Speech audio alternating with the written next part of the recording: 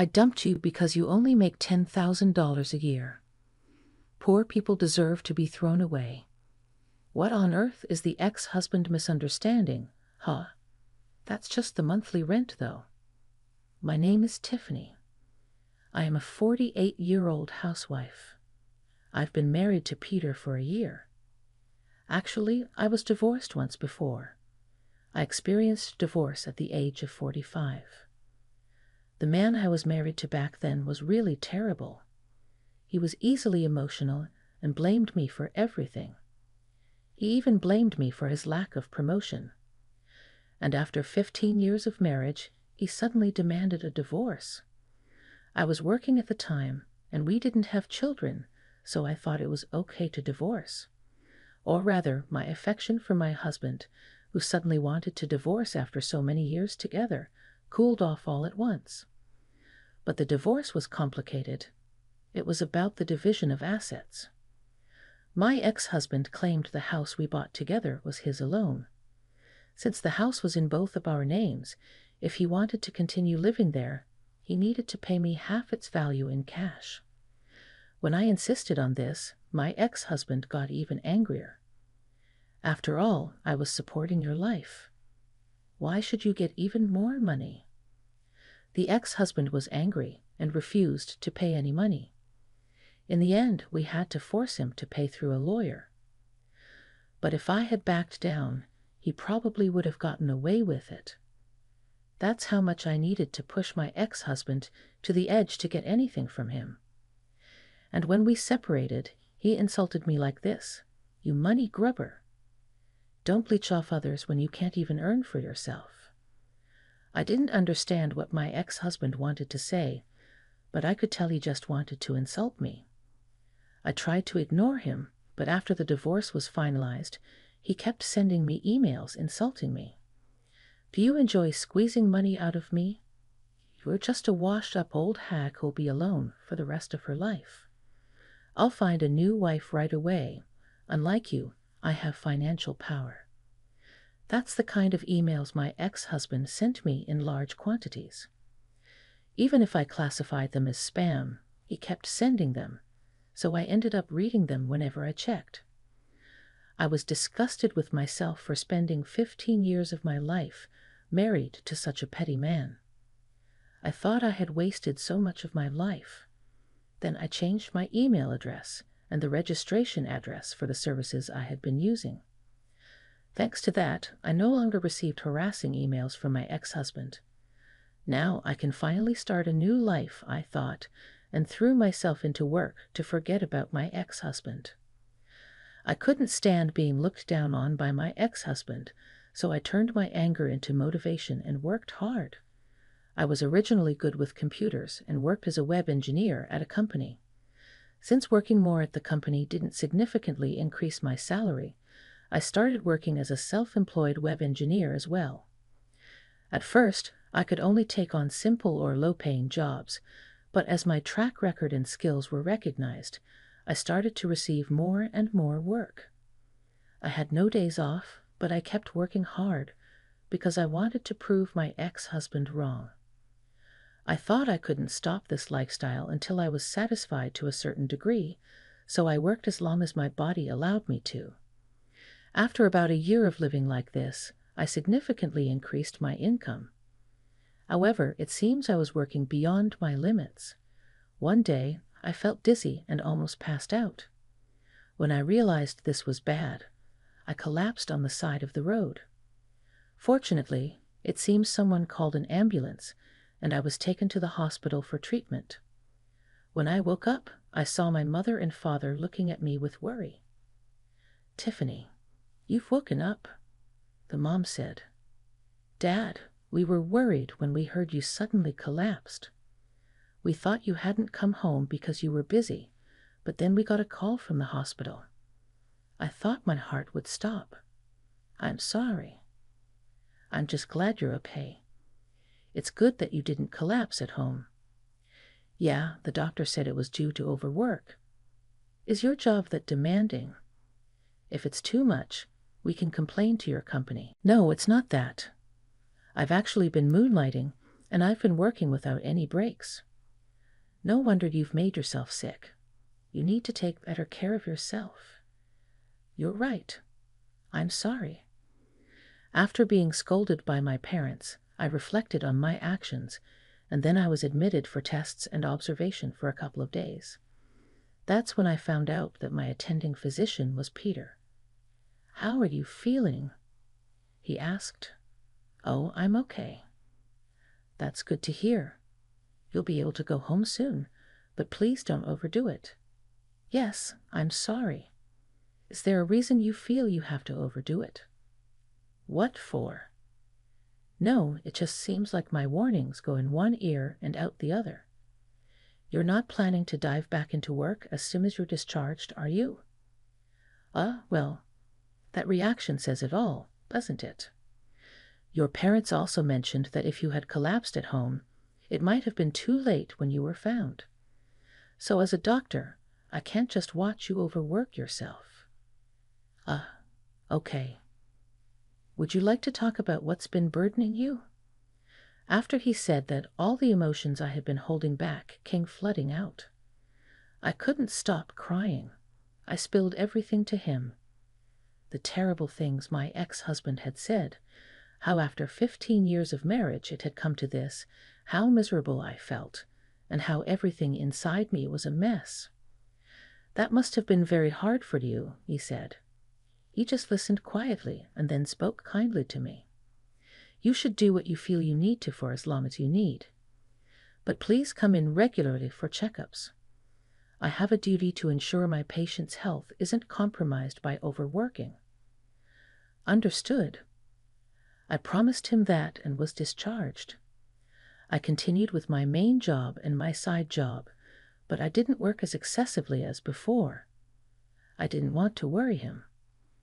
However, I wanted to see him, so I visited the hospital about twice a month. Each time, he listened to me with a smile and kindness, making me feel as if I were attending a counseling session. Talking to him always made my heart feel relaxed. Gradually, I could feel the wounds in my heart inflicted by my ex-husband beginning to heal. During consultations, he would also share personal stories about himself. He too had been married once, and his wife had passed away from an illness a few years ago. He was the type to work hard beyond his limits, which led to a serious illness. That's why he couldn't leave me alone. I was really down at the time, thinking, what kind of doctor am I? So I couldn't even save my own wife. So I made a resolution that I absolutely want to save everyone I come in contact with. I see. I felt admiration for his words and beliefs. Though he was 2 years younger than me, being a doctor with a high income in his mid-40s, you'd think he'd be more interested in playing around with women or buying expensive things, rather than having such passionate beliefs, as if he were a young doctor just starting out. I was drawn to him. After starting to visit the hospital, I invited him out to dinner one day, thinking that our relationship wouldn't progress from patient and doctor unless I made a move. I was incredibly nervous, but he happily accepted my dinner invitation. It was our first time meeting privately, and we had a wonderful time. He was very interesting to talk to, and being of the same generation, we had a lot in common. After that, he started inviting me out for meals and dates, and so we began dating. I was happy to learn that love could start at any age. My time with him was truly joyful. I was happy just being with him. My parents were surprised, but very pleased to hear I had started dating the doctor. From that time, I've been looking forward to hearing the wedding news. No, it's too early to tell anything like that. My mother's sudden remark made me respond shyly, but I thought it would be wonderful if I could marry him. As our relationship continued for about a year, he proposed to me. I believe our meeting was fate. I want to spend the rest of my life with you. Will you marry me? Yes, please take care of me. I was overjoyed to be proposed to. He became the person I loved the most out of anyone I had ever dated. I was happy to be getting married to such a person. It was great to be able to remarry at this age. My parents were very relieved.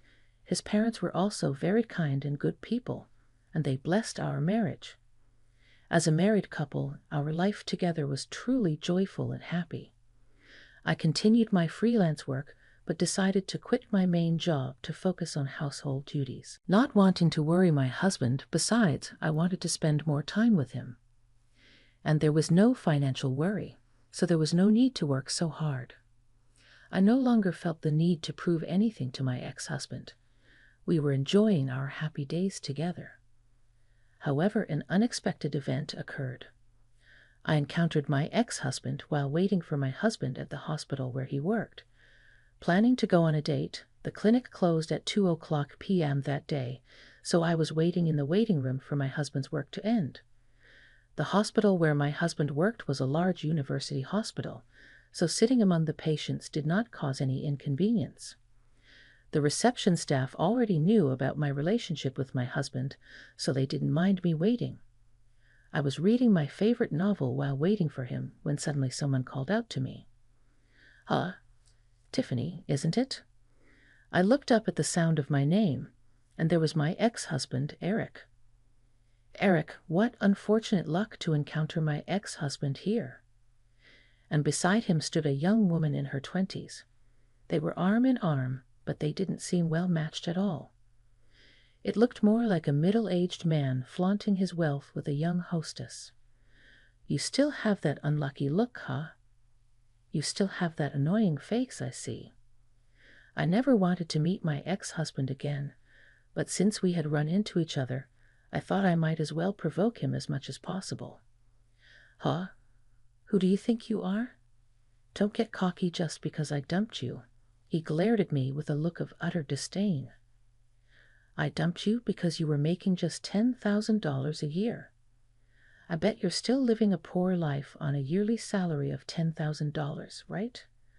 And now you have to come to a hospital like this. How pathetic your life is. Unlike you, I've got myself a cute girlfriend and I'm living happy days. He put his hand around the waist of the woman beside him. Poor people deserve to be dumped, right? The woman with him seemed utterly convinced she had bested me, basking in a sense of superiority. What on earth is my ex-husband misunderstanding?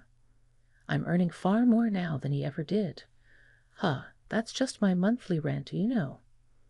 My ex-husband's eyes widened at my comment, but he quickly smirked and insulted me again. Nah, that's got to be a lie.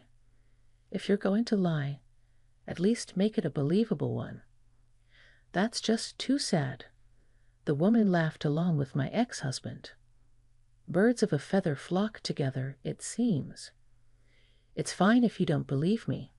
As I said this, the woman next to my ex-husband pointed at my necklace, looking surprised. Wait, isn't that a super expensive necklace? Oh, you noticed? Well spotted. I took the necklace in hand to show it more clearly to the woman. Wow, it's real? Is it really that expensive? He asked the woman with a skeptical look. The woman excitedly said, This is worth at least $220,000. $220,000? How come you have something so expensive? He asked the woman with a skeptical look. The woman excitedly said, This is worth at least $220,000. $220,000? How come you have something so expensive? He asked. I make quite a lot as a self-employed engineer. That's why I can afford to live in a place with a rent of $10,000 a month. What? But you used to make just $10,000 a year, you know, when we were married. You wanted me to limit my income to qualify for spousal deduction. I could have worked more, but you insisted I not neglect my duties as a housewife, forcibly limiting me. What?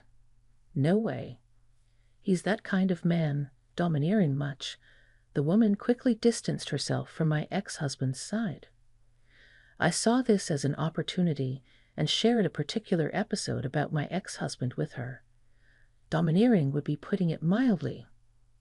He's a moral harasser.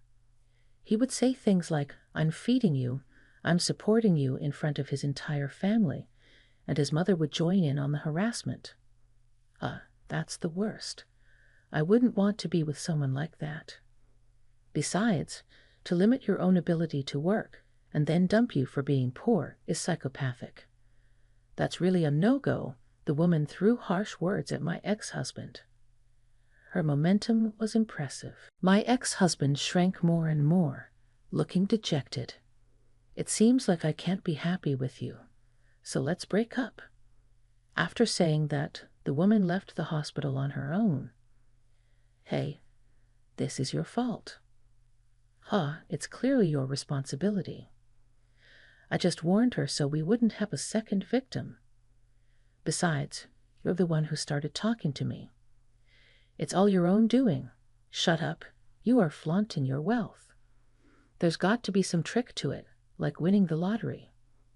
"You're still inferior to me," he shouted. "This is a hospital. Keep it down." Even though I told him to be quiet, my ex-husband wouldn't listen. Don't tell me what to do. But as soon as my ex-husband said that, my husband appeared. "I'm sorry, but this is a hospital. Could you please keep it down?" My ex-husband was taken aback when addressed by the doctor. Sorry, doctor, but you see, I got involved in a little trouble." "Trouble, you say?" "Yeah, this woman started bothering me." "Really, some women." My ex-husband tried to shift the blame of the commotion onto me. "Some woman, you say?" "Indeed, she can be overly dedicated to her work, has exceptional abilities, but sometimes misses the obvious and is quite the unique woman, isn't she?" "What?" My ex-husband was surprised to hear the doctor start talking like that. "You seem to know a lot about her." "Well, she is my beloved wife." "What? Wife?" She was waiting for me to finish work. Then the receptionist told me my wife was being bothered by a strange man. "And who might you be?" "Do you have any business with my precious wife?" No, I was just." "Peter, this is my ex-husband." The moral harasser.